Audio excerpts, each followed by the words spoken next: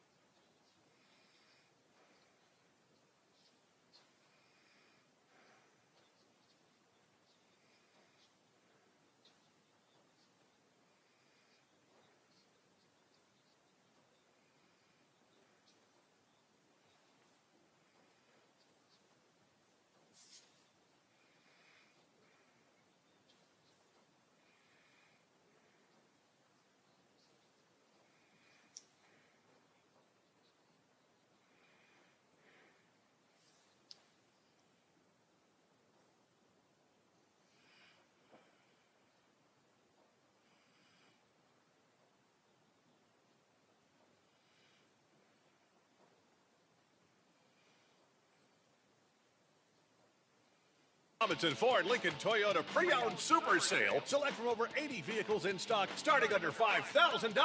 Most are local trades, many with one owner. Hurry to Jim Robinson at the Highlands, home of lifetime powertrain protection.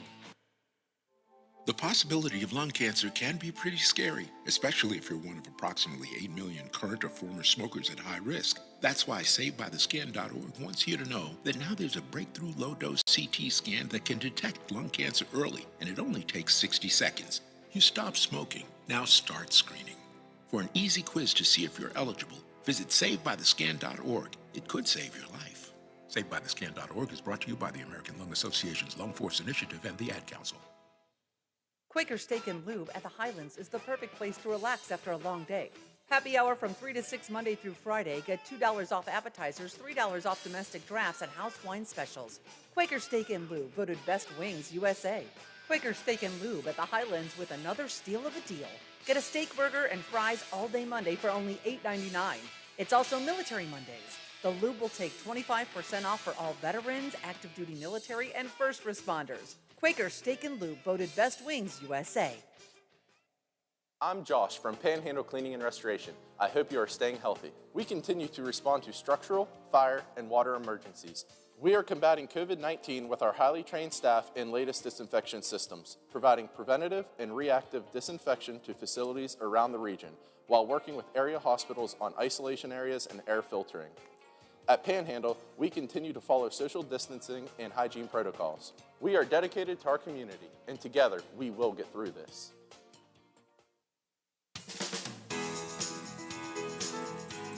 This is Education Matters with Ohio Education Association President Scott Damaro. The Delta variant is fueling a surge in COVID-19 cases among Ohio's kids. It's up to all of us to keep our communities safe and our schools open. Wear a mask, wash your hands, and get vaccinated if you are eligible. Our students are counting on you. Education Matters, brought to you by the Ohio Education Association. This is the sound of a popular American motorcycle. It's the sound of freedom, the open road, really. Alrighty, thank you.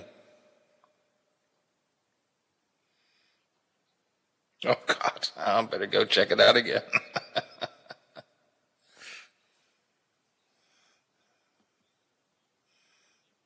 Okay.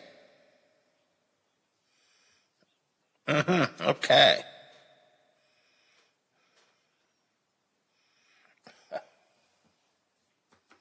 Shower, a daytime high near 80 degrees. Mostly cloudy overnight with a low near 63. Clouds holding strong for your Friday with a few scattered showers with temperatures in the mid-70s for daytime highs. Have yourself a great day, everyone. From the Watchdog, I'm the Storm Tracker, Darnell Foster.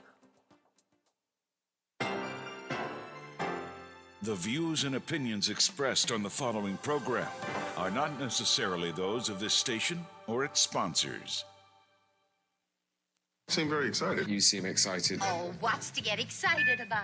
What's to get excited about? Well, let's see. It's Thursday, right? It's just Thursday. Just a regular Thursday. Well, I, for one, am very excited about this show. Yep. Nothing to get excited about. That's negative thinking. I don't have time for that. I'm just going to start talking, and there we go. It's showtime. On air, online, on demand, and on video. This is the Watchdog Morning Show with Howard Monroe.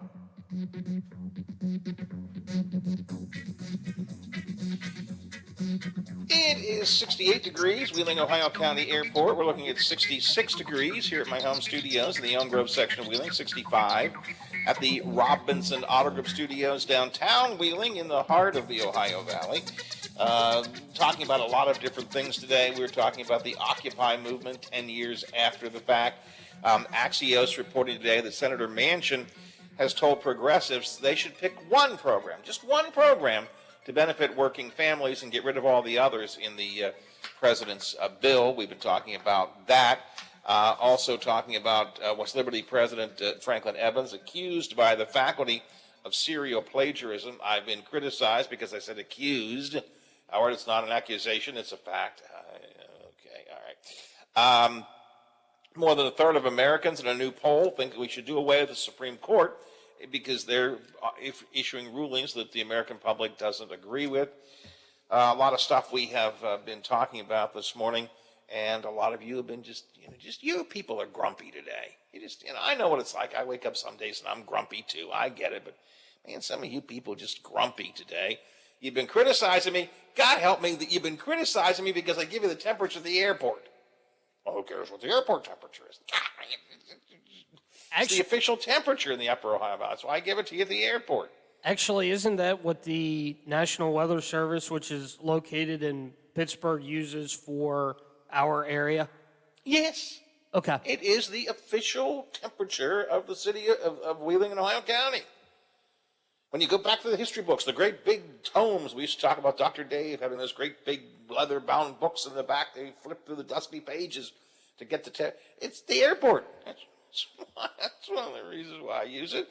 Plus, I try to give you a higher elevation temperature, airport, lower elevation, my home studios in Elm Grove, and then, of course, the downtown temperature as well, which is right at river level. Just that way you can get a better sense of the range of temperatures. Oh, people just complaining about that. Then they complain because I said Dr. Evans was accused of plagiarism. It's not an accusation, it's a reality. And then apparently I haven't given you enough gossip about the Tom Strushin family murders over in Belmont County. Why don't you give us more details? Because it's an ongoing investigation on it's a serious thing. People are just grumpy. My text line is full of it. This one, hey, Howard, maybe it's time to hang up. Hang it up. Seems your fan base is turning on you. Time to ride your gravy boat off into the sunset. Oh, wait. Gravy. Sausage gravy and biscuits. Yes. Just for the day, not that I'm riding off into the sunset. But anyway, you can text me, 304-214-1600, 304-214-1600, or 304-232-8255 is our CityNet hotline. Lisa Zukoff, Marshall County delegate, is with us here this morning. A couple of things I wanted to talk to Lisa about. Good morning, Lisa. Hey, thanks for having me this morning, Howard. You got a lot going on this morning. You know, people, there's sometimes, you get this 10,000 times more than I do, I'm sure, as a public official. There are some people who are never happy. Yeah, it feels like you the for majority anything. of the public sometimes. Yeah, you got to remember that it's, the squeaky wheel. I don't say that the squeaky wheel gets the grease, but the squeaky wheel, well, squeaks. Yes. So, And it's all part of the job, right? That's right. Yes. I mean, I just wish I'd get criticized for my political point of view, which I do, of course, but, it's like, for God's sake, they're going to, because I'm given the temperature at the wrong place? Holy mackerel. Yeah. But at any rate. Yeah. At any rate. A couple things I wanted to talk to you about this morning. Let's start off with this redistricting that's now underway. It's been percolating on the back burner for some time now. The new census numbers are out. So we're going to have to redistrict for that reason, both congressional, Senate, and House. The House, in particular, is more complicated because not only redistricting, but we're going into single-member districts for the first time. Right. So a lot of maps have been out there. Man, I've been trying to read these maps. Whoa, there's so many maps out there. Well, we only what do you have think one about what map. you're seeing? We only have one map for the House of Delegates. Oh. There's only been one map that's out there. The Senate released their maps yesterday with the new Senate districts. I believe there are 5 maps out there, but from the House side, we've only gotten one. So one of my big concerns is about going to be the lack of transparency about this issue, because once we get in to special session, any changes that you want to make to a map have to be in 24 hours in advance with the whole state outlined for them to take it up in before the committee. And that's really difficult to do. So, and we don't know Gary Howe and Jeff Billings are doing the maps from the House side from the House side, and we made recommendations before. We asked if we could give recommendations, and we did. And I just have some real concerns. One of the things in the Northern Panhandle, we're geographically hard to redistrict because you only have north and south boundaries. You can't go, and from starting in Hancock County you go south, right? Yeah. I mean, you can't go east or west because you got the river Ohio and you got right. the state line, yeah. Right. So one of the things that they've done is they have really pushed. There's variations. They can go 1% to 5% on the variations of the numbers, which run about, 17,900 people in a district.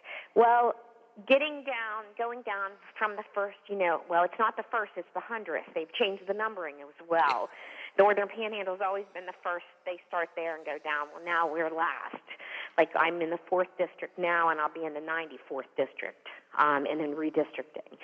But my point being is, Howard, that these variances are very high in the Northern Panhandle, which has caused them to have to push Marshall County clear down into Wetzel County. And these public hearings that were held across the state, people asked those on the redistricting committee to keep the counties whole as much as possible. And, we don't like to use the word gerrymandering, but in my case, in my district, I live 3 miles from my fellow delegate in the 4th, Charlie Reynolds, and I live 40 miles from my fellow delegate in Wetzel County in the 5th, which is Dave Pethel, who's from 100. And Dave Pethel and I got put in the same district. And so, that's a big difference. And, I'm really concerned about how this is going about. And people told me that going in that this is going to be the most political thing I've ever had to deal with since I've been in the House, and boy, were they correct. I've always been in favor of an independent commission to make these kind of decisions. I don't think either party that's in control should have that power. I think there's too much that can happen and too much that can be rigged, and we're seeing that now. And you also look at, there are 22 Democrats in the West Virginia House of Delegates and 78 Republicans. They have 4 districts where Republicans are running against Republicans and Democrats are running against Democrats. And when there have been questioned about that, well, it's the same number, except it's not. That's 40% of the Democrats versus 10% of the Republicans having to run against each other. Percentage-wise. Percentage-wise. Yeah. So, and I also want to say that Republican side is disingenuous because there are several people on those lists that have already made it clear that they're not running this time. So it's very disingenuous, and I guess I'm feeling really bad for my Wetzel County counterpart, will be his 30th year in the House of Delegates. Now, nobody owns this seat. I don't own my seat. The people see fit to put me there for 2 years at a time, and any time the people don't want me there, that's all well and good. That's how this works. But for someone to be gerrymandered out of a district and a whole county, Wetzel County's been divided up into 3 different delegates. So they needed some more people to make the Harrison County maps work. So they took part of Wetzel County. They put half of Marshall County, most of Marshall County, and half of Wetzel County together, and then there's another district that comes in below that. So the poor folks in Wetzel County are really being given a huge disservice at this point. And I'm not real happy. I mean, I have nothing against the good folks in Wetzel County. I have friends that live there. We used to have a business in New Martinsville. I like it there. But when you think about Marshall County is a much, much different county than Wetzel County. And so what they did, they gave Charlie Reynolds, who lives in Moundsville, I'm right outside of Moundsville, they gave him Moundsville, Glendale, Benwood, and McMecken, and part of Mozart. Up on the hill, and then the remainder of the district is the rest of Marshall County and half of Wetzel County.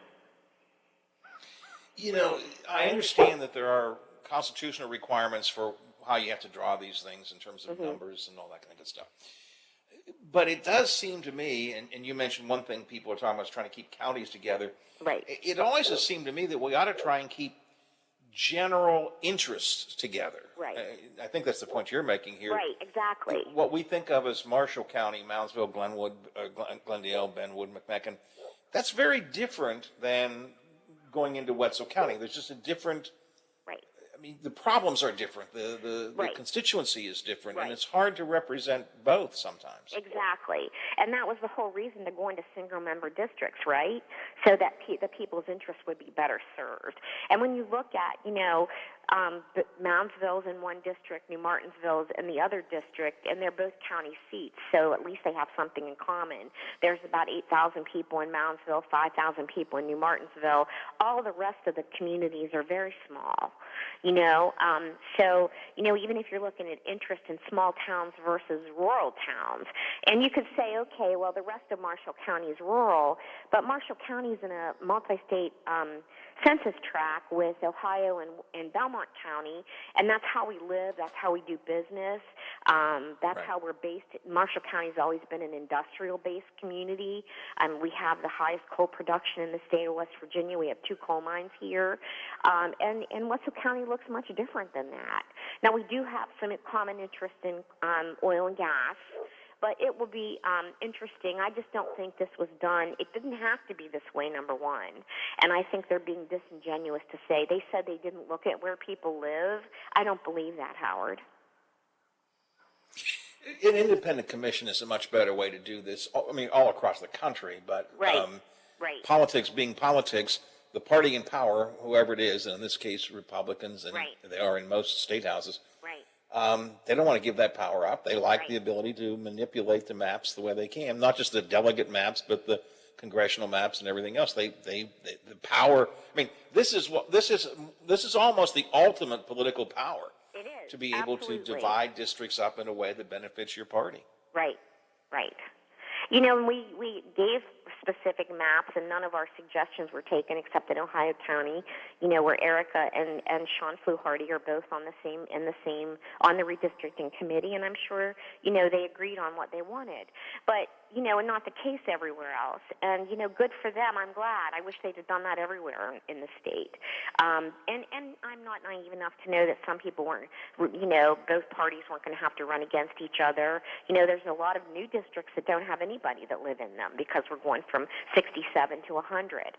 So it's just, I feel like, it should be about the people voting us out if that's what they want versus another party trying to put us out of power. Yeah, exactly. Have you had a chance to talk to Dave Peppo about this? Oh yeah, Dave and I have worked together for years. Dave has been very supportive.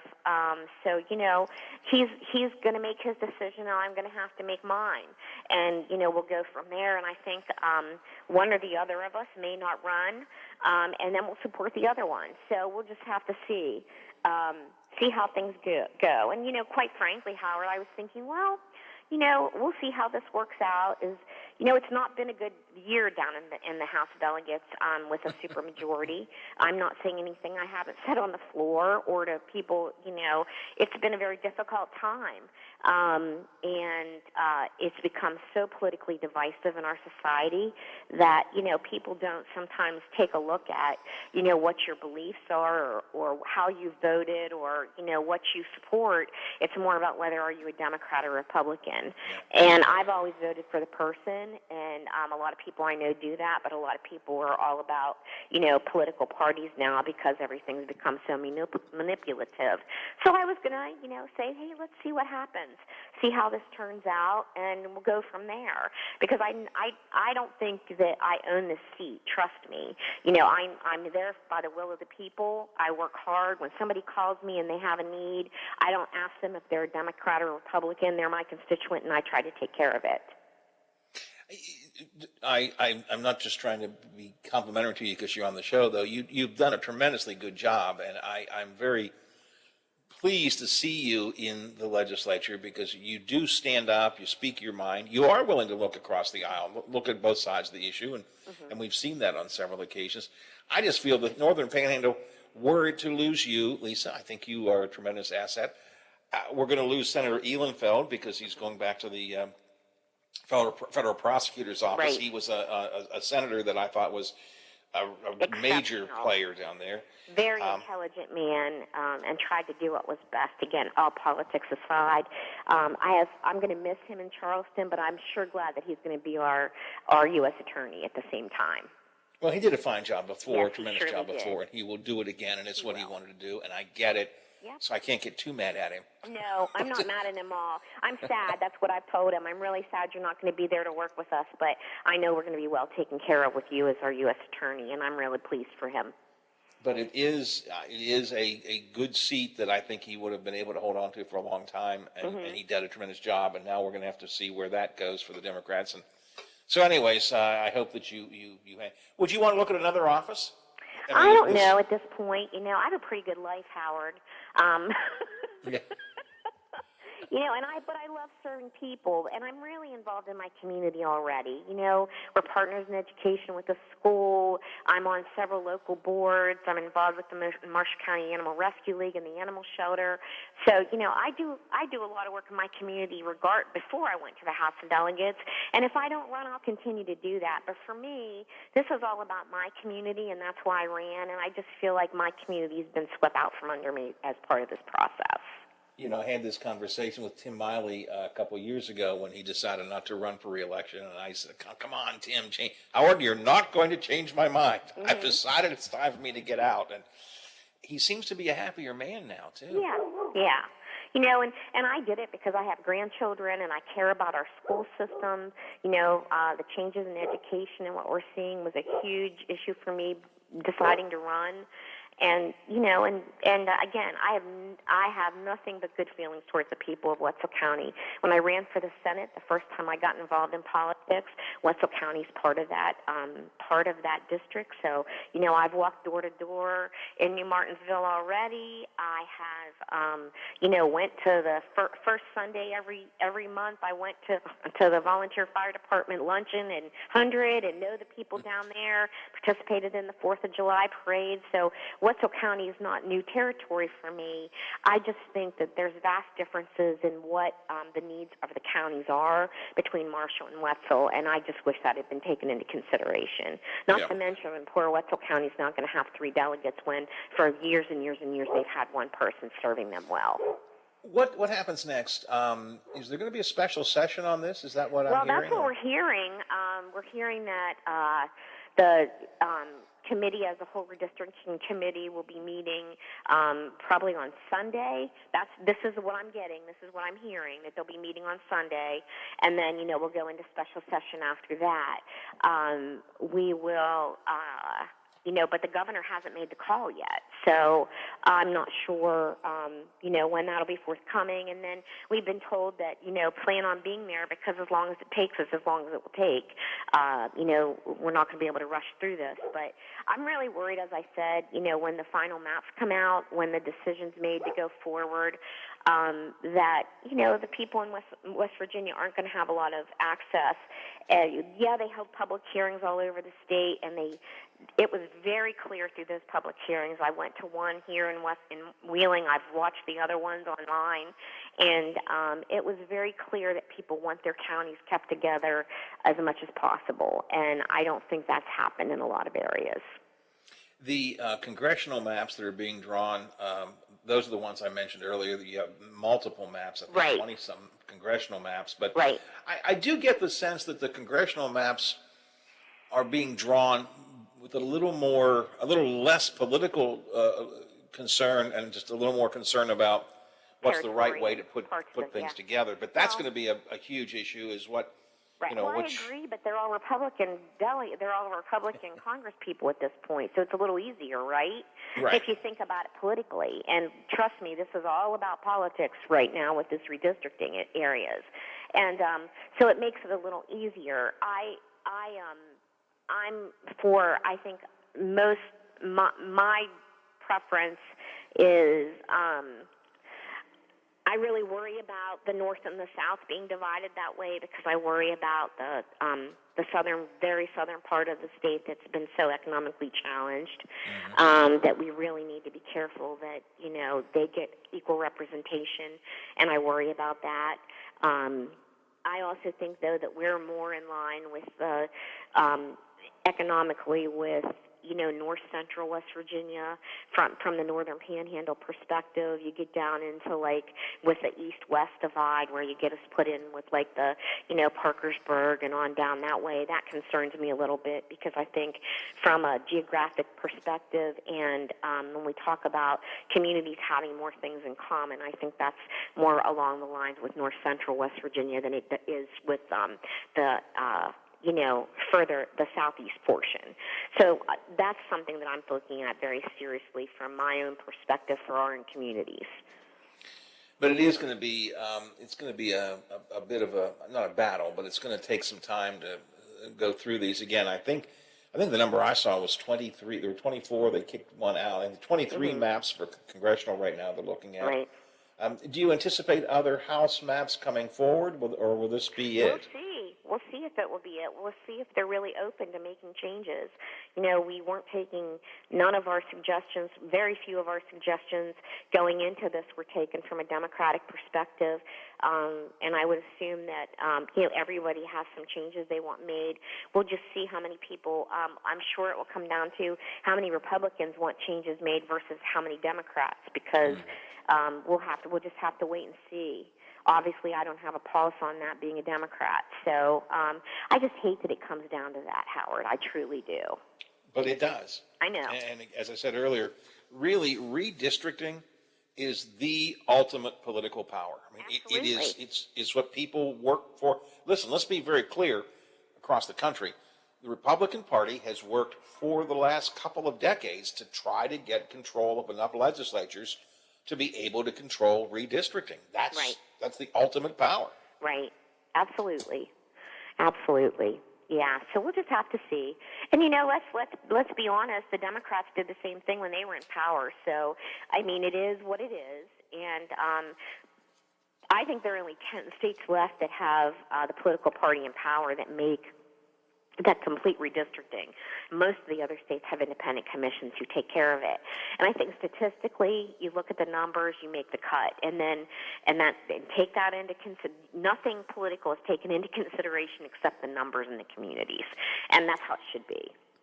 And that's the way it should be. It should be you've got certain constitutional requirements for numbers, and then I still say, as I think you agree, you got to look at putting together districts, whether it's Senate or House or congressional, that are to some extent unified in who they are.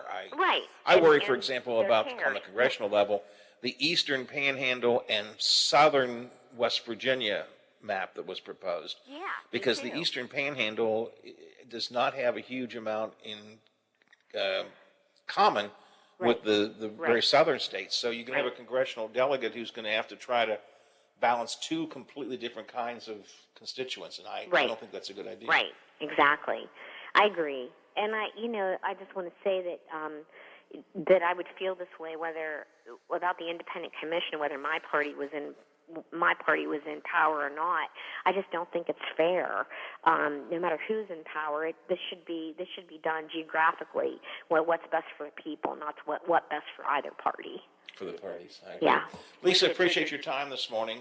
Good talking to you. Let me know how things go, and let me know what your head is about when you finally get it wrapped around. Okay, I surely will, and I appreciate you having me on and having the opportunity to have this discussion, Howard. Thank you so much.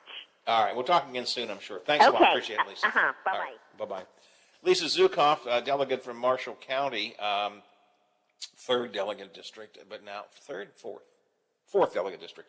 But that district is going to change some significant ways as of the redistricting, if the current House redistricting map goes into effect. I know that this is not a really sexy and easy to understand on radio topic, because you got to have the maps in front of you and look at the way it's put out and so on. But this is a huge deal, how we redistrict our state in terms of the, I don't think the Senate redistricts will be that big a deal. They'll modify the Senate districts a little bit, but, and there may be some areas where it could create some political problems, but it's the House and the congressional redistricting that's going to be really an issue.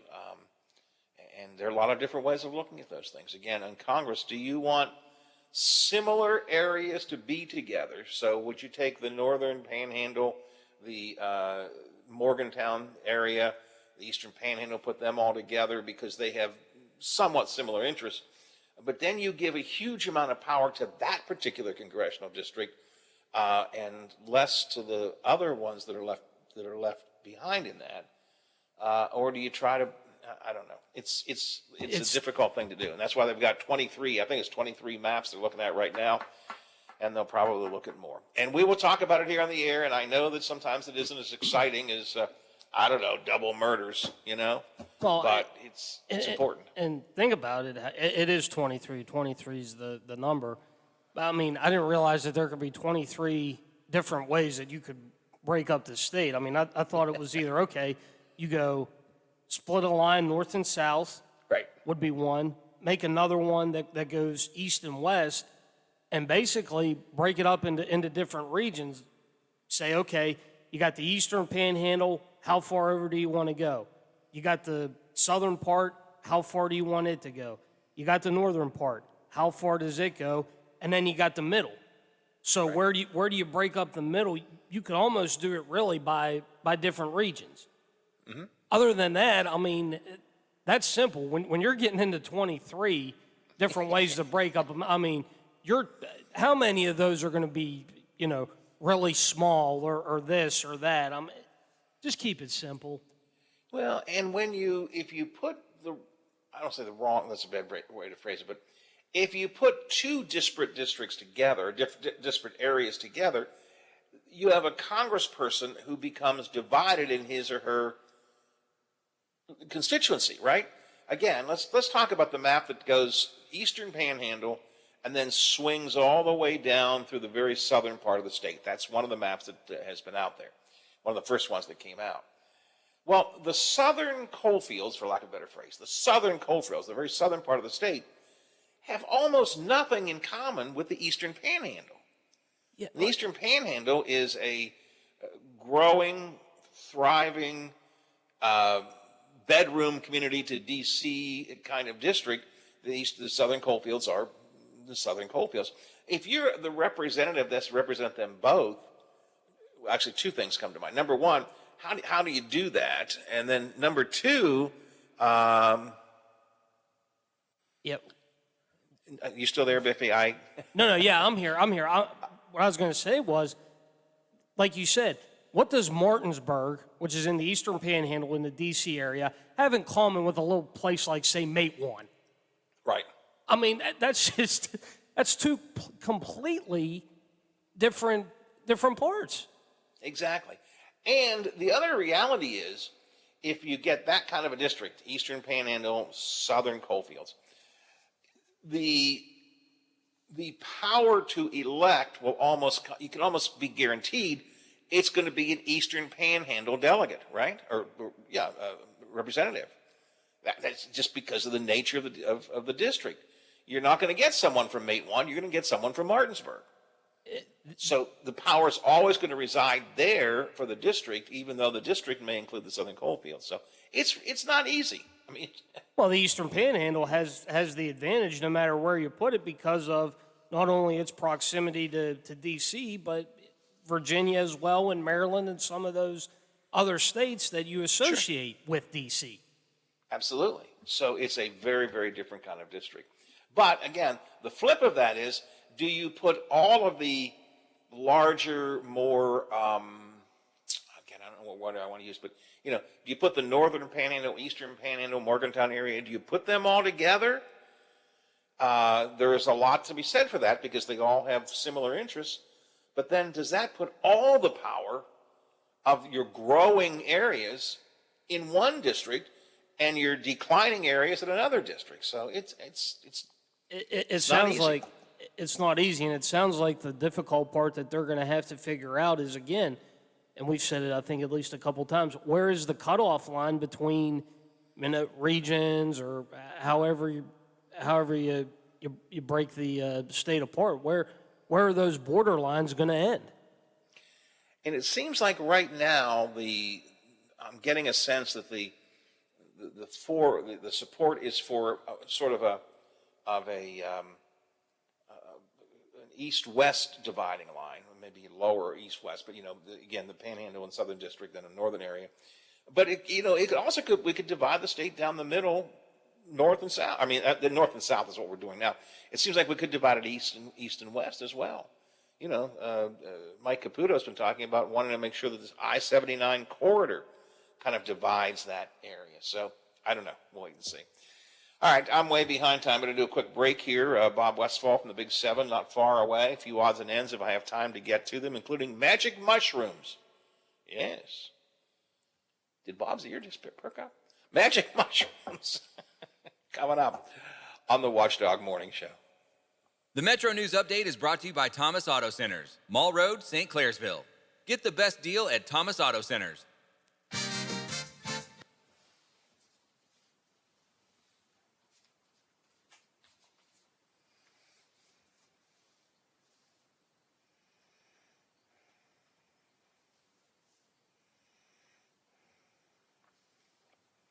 One.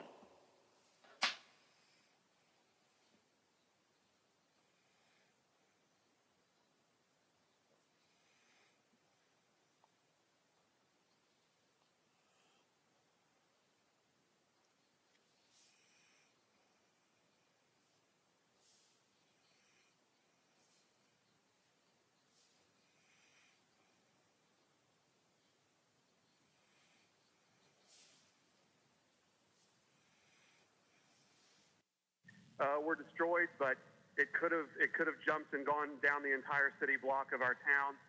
It didn't. No one was hurt. West Liberty University President Franklin Evans is under fire for allegedly plagiarizing speeches, including his convocation speech last month, where he listed tips for college freshmen. Evans has issued an apology. Get ready for all things pumpkin. The West Virginia Pumpkin Festival kicks off today in Cabell County after taking a year off due to the COVID crisis. The event in Milton includes everything from pumpkin cheesecake to pumpkin ice cream. It runs through Sunday. You're listening to Metro News, the voice of West Virginia. A murder investigation is underway in Wayne County after a man allegedly killed his wife and threw her body in the trunk of a vehicle. Donald Harold was charged Wednesday with first-degree murder and concealment of a deceased body in connection with the death of his wife, Marcella Harold. Authorities found her body in a vehicle parked in the community of Pritchard. She was reported missing on Tuesday after family members said they had not heard from her since September 11th. Harold told police the couple had gotten into an argument. From the Metro News Anchor Desk, I'm Carrie Hudasek. Quarterback Ben Roethlisberger of the Steelers is not 100% healthy. In the loss to the Green Bay Packers, Ben, who is not one to make excuses, was in pain with a lower body injury. I'm not going to make excuses, but as a quarterback, there's so much involved in your lower body. I know people probably think as a quarterback or as a thrower, it's how's your arm doing. Your arm is honestly a small part compared to the whole package. It's your core, it's your lower body. Roethlisberger's Steelers will host the Denver Broncos Sunday at Heinz Field. Meanwhile, Denver quarterback Terry Bridgewater did not practice Wednesday. Bridgewater remains in the concussion protocol. Thursday night football, pretty interesting matchup on paper. 3-1 Rams visit the 2-2 Seattle Seahawks. Preseason hockey, yes, it's a hockey night for the Penguins. They're 3-1 in preseason. They visit the Red Wings in the Motor City. Major League Baseball, a thriller in Los Angeles in the National League wild card game. A walk-off home run by LA's Chris Taylor gave the Dodgers a 3-1 victory over the St. Louis Cardinals. These are the type of moments that you dream about and you live for, and I'll be able to look back on this for the rest of my life, and I'm just fortunate that I was able to come through in that spot. The Dodgers will now meet the San Francisco Giants in round 2 of the National League playoffs. I'm Bill DeFabio on sports, and we are the Watchdog. Hi, this is Hoppy Kercheval. Join me weekdays at 10:06, right after the Watchdog Morning Show with Howard Monroe for Statewide Talk Line. I'll have guests, conversations, texts, phone calls on all the big stories affecting West Virginia. So tune in weekdays right here on FM 98.1 and FM 97.7, The Watchdog.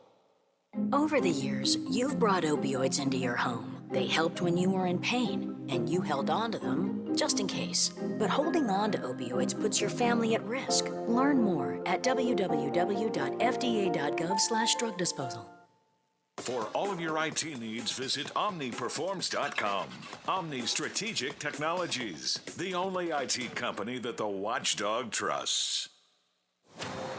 The Mountaineers are climbing. And the final seconds coming off of the clock here at the 62nd Liberty Bowl. And the best is yet to come. It's hit and dropped.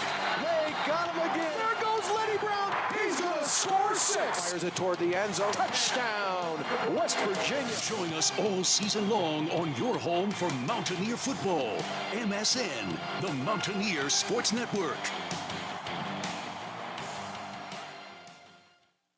Plumbers and Steam Fitters Local 83 want to thank the owners and contractors of the Ohio Valley for using their locally trained workers to help build for the future. Local 83 helps design, fabricate, and build the gas infrastructure for the oil and gas industry here in the Ohio Valley. Plumbers and Steam Fitters Local 83 is 300 members strong and growing. They also do residential, commercial, and industrial work on both sides of the river. For more information, call Plumbers and Steam Fitters Local 83 at 304-233-4445. Babies come with lots of decisions. Cloth or disposable? Crib or bassinet? So when it comes to protection, go with the safest, most effective choice, vaccination. Get all the recommended vaccines for your baby by age 2 to protect your child against 14 serious childhood diseases. For more reasons to vaccinate, talk to your child's doctor. Go to cdc.gov/vaccines or call 800-CDC-INFO. A message from the Centers for Disease Control and Prevention. Quaker Steak and Lube at the Highlands is the perfect place to relax after a long day. Happy hour from 3 to 6 Monday through Friday. Get $2 off appetizers, $3 off domestic drafts, and house wine specials. Quaker Steak and Lube, voted Best Wings USA. Quaker Steak and Lube at the Highlands with another steal of a deal. Get a steak burger and fries all day Monday for only $8.99. It's also Military Mondays. The Lube will take 25% off for all veterans, active duty military, and first responders. Quaker Steak and Lube, voted Best Wings USA. You're never too far from the most local programming in the Ohio Valley. Find us here. AM 1600 and 1370. FM 98.1 and 97.7. We are the Watchdog. The Watchdog. He rambles, he rants, and sometimes he sings. The Watchdog Morning Show with Howard Monroe continues. 68 degrees, Wheeling, Ohio County Airport. 67 degrees, partly cloudy here at home studios, the Elm Grove section of Wheeling. 65 at the Robinson Auto Group Studios, downtown Wheeling, in the heart of the Ohio Valley. In Seattle, you know, the movement across the country, of course, to legalize first medical marijuana, now a lot of recreational marijuana.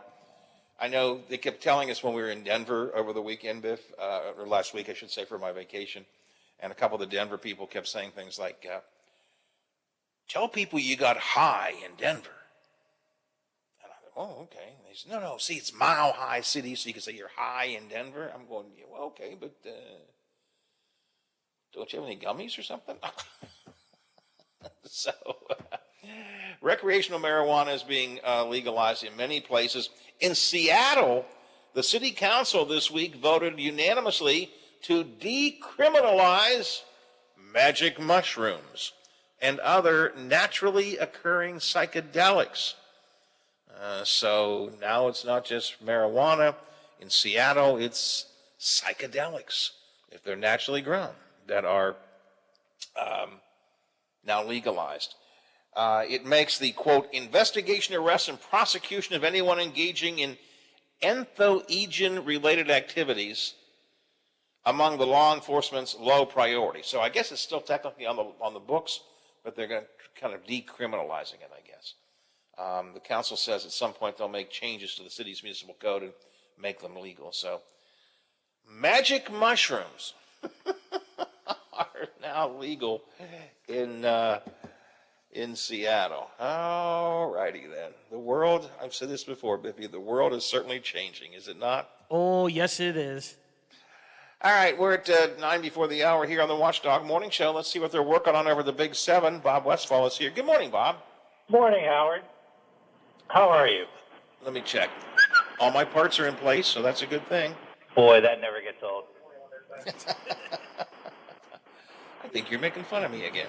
I am not making fun of you. What is this? What is this crazy crap that you're giving Biff next week off? Well, I tried to say he couldn't have it, but they said no. We got to do it. You know, he's entitled to a vacation, so he's got to be allowed to take it off. So Okay. I'm not sure how I'm going to survive. You know, I mean, Laura's going to fill in for him, and she does a great job. But you know, I mean, Biff is the linchpin. You know that. Biff is the linchpin of this whole operation here. Right. I know. I mean, without him, I mean, you know. I'm just a guy sitting here at my desk without him to make it work. So anyway, what are you working on today? All right. A few things we're working on today is we're dealing with a situation out of Barnesville. Student claiming a bullying incident. Police do confirm they're investigating an extreme bullying incident. Waiting to get all the details. We've talked to the chief out there. Waiting to see, possibly talk to the family as well. So by the end of today or tomorrow, we'll see whether the prosecutor does get the report. So that is kind of where we're at on that. A lot of the details are going to be coming up on our social media here in a few minutes. So yeah, an extreme bullying incident out in Barnesville. I know it's all been all over social media and stuff, people talking, but we're going to have the facts here in a little bit. So that's the big story we're working on this morning. Apparently a big situation out of Barnesville when it comes to a bullying situation. Some of the details that we've been hearing, we haven't got anything confirmed that I can tell you about, but yeah, it's a pretty sad situation out of Barnesville, so we'll have all the details. Karen is up this morning in for John Lynch, and Karen will get that story up here in a few minutes. Let me ask you, talking about gossip, rumors, social media stories, because I've been taking a lot of flack this morning from listeners who say, why don't I talk more about the Belmont murder, the double murders, the Strushin murders? Everybody hears things on the street. Why don't you report those things, Howard? And I've been trying to explain that when it comes to criminal investigations in particular, I don't traffic in rumor or gossip. I wait until there is some official word. But a lot of these listeners are giving me a lot of flack for that. But you're a longtime journalist. You bring some integrity to the job. Our job is not to spread rumors. I mean, would you concur with me on that? Yeah, I'd have to agree. We've got to count on the officials to give that kind of story. Obviously, you can get some information maybe from the families and stuff like that. But just because, Uncle Joe heard it from Cousin Alan that Betty Joe did this, it's really nothing we can go with.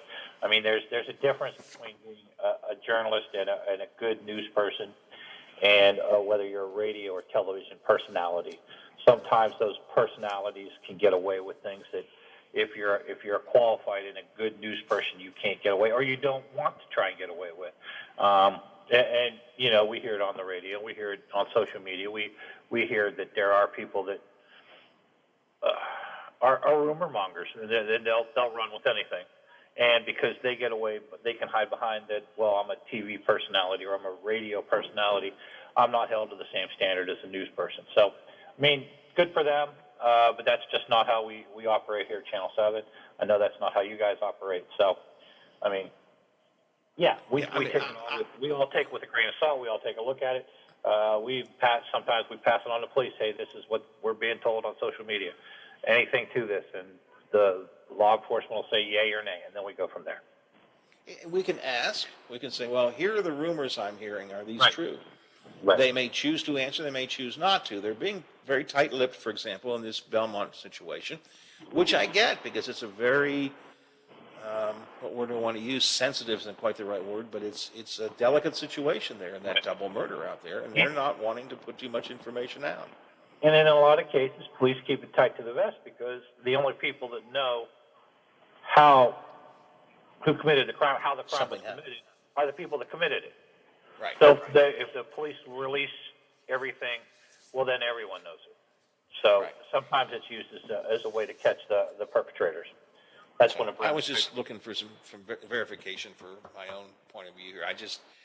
And I'm with you. Look, there are and I get criticized because, well, so and so told us about this on the radio. Well, Right. Well, okay, that's just not what I do. I just don't do it. Maybe that makes me not the world's best talk show host, but I'm not gonna traffic in rumors. I never have. no, I agree 100% on that one. Yeah, absolutely. All right. What else you working on? Let's see, what else are we working on today? All right. Oh, Gateway Park groundbreaking today. It's exciting. It's another park within the city of Wheeling. So, as you know, that is going to be on the island side of the suspension bridge and welcoming you to the island. I guess technically it would welcome you to Wheeling Island, or Wheeling from the other direction. Groundbreaking on that today. I like it because I'm excited for anything that's historic, and I love the suspension bridge and the history behind the suspension bridge. I mean, I honestly believe maybe Wheeling needs a real museum, something on a Carnegie-ish. I mean, because we are part of history, but that's exciting. I can't wait to see that get underway. We'll see how that goes. So the city of Wheeling continues to expand their green space. It's quite interesting for a city of this size to have as much green space as it actually does. So that's kind of cool to see. Absolutely, and these are quality of life issues that really are important to the people who are here. I think so. It's a good deal. Yeah, I think that's the thing. Something else we're working on, story we saw the other day. We're going to sit down and talk to John Looney. Military suicides in the last year, 2020, practically set a record. We haven't seen numbers like this in 25 years. So we're going to sit down with John, find out what he thinks the causes behind it are, and of course, where these guys and these men and women who served in the military, where they can go if they're in a situation. So that's a huge thing personally on my side, but as a news station, the military is a huge, important facet of our station. All right, I got to move. We got these stories and much more coming up at noon, 5, 6, 10, 11, 5:30, always for the statewide show with Mark Curtis, and then, of course, WTRF.com and your Facebook page as well. Not to mention the apps that everyone should have on their phone, the News app and the Storm Tracker 7 app. Yes, sir. Yeah, should have all those if you need the news. All right, we'll talk to you tomorrow. Thanks, Bob. Appreciate it. All right, bye, guys. All right, it's 10 o'clock. Biffy, I'll be back tomorrow morning, 7 o'clock, on the go around of the big gig. Are you back with me? I am here to close out the week. Then we'll just keep on doing it until we get it right. That could be a long time. Indeed. The Watchdog is FM 98.1, AM 1600 WKKX Wheeling, FM 97.7, AM 1370 WVLY Moundsville. The ABC News is brought to you by Thomas Auto Centers, Mall Road, St. Clairsville. Get the best deal at Thomas Auto Centers. Now that Pfizer has requested All right, Biffy. Managed to get through. I didn't realize I was as tired as I was. I must not have gone to sleep in time last night because I'm tired today. But first, before I'm tired, you know what I am? You got it. So, see if I can have a little breakfast and then maybe a little nap, and then start working on tomorrow. See what? Actually, we have a busy day tomorrow. Come to think of it, what do I have? I'm assuming McCabe. I haven't double checked on him, but we've got a Radio Row at 8:40 and an 8:10. That's a Radio Row too. So 8:10 and 8:40. One is on Halloween. One is on electric cars. So 8:10 and 8:40 are both Radio Rows tomorrow. No, that'll give us enough to get through. And then McCabe will do the Friday funnies, and all we have to figure out is what we're going to talk about in the opening segment, and before you know it, it'll be the weekend. And you'll be still busy all day tomorrow, but then you'll be winging your way off to wonderful Key West. You'll enjoy that. Just relax, take it easy. Yep.